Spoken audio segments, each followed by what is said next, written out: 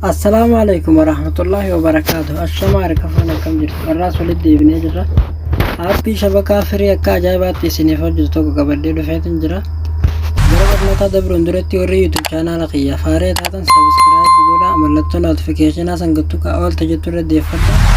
Yoo viidiyoon kun isinitti tole like godhaa nu jajjabeessaa isiniin jenna. Gamanumaan gara barnootaatti. Application Play Store keessaa arganna.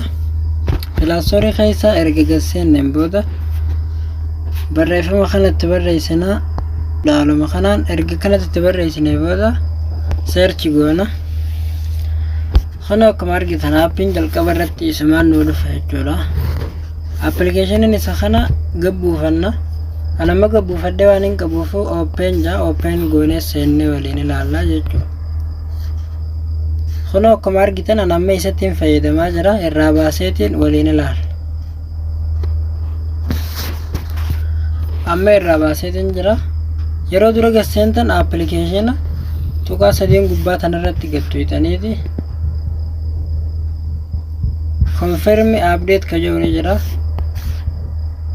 Isa kanarra gadhootanii update godhatanii jechuudha. Erga update godhataniin booda ammallee asirra gadhootanii erga achirra gadhootaniin booda haala kanaan isiniif fida.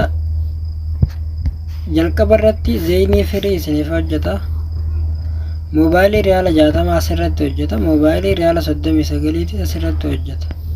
Jawwii firii kana irratti hojjeta jechuudha. Leebaaraallee kun asirratti hojjeta. Aappiin kun sirriitti hojjeta jechuudha. Saffisni isaa maashaallah bareedaadha. Kana hunda irratti ni hojjeta. Moobaayilii firii kajoo kana irratti hin hojjetu ammoo jaraan amma xiyyeetti deebisa kana hunda irratti sirriitti isiniif hojjeta. Amma zeenii irratti waliin ilaalame. Erga haala kanaan itti guuttattaniin booda wanni biroo itti guuttattaniin jirtu servera gubbaarra akkasuma dhiisanii connect bichaa gootan.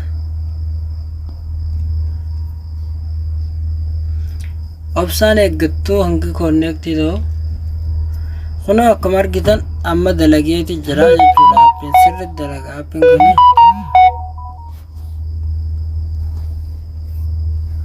Kana akkuma argitan gubbaarratti qulfiin ol baatee jirti. Sirriitti dalaguu eegalee jira. Sa'a dabalachuu yoo neefi barbaaddan kana asirra gadhootaniiti. Sa'a dabalattu viidiyoo daqiiqaa sekondii muraasaaf viidiyoo ilaaltanii akkasii sa'a dabalattu jechuudha.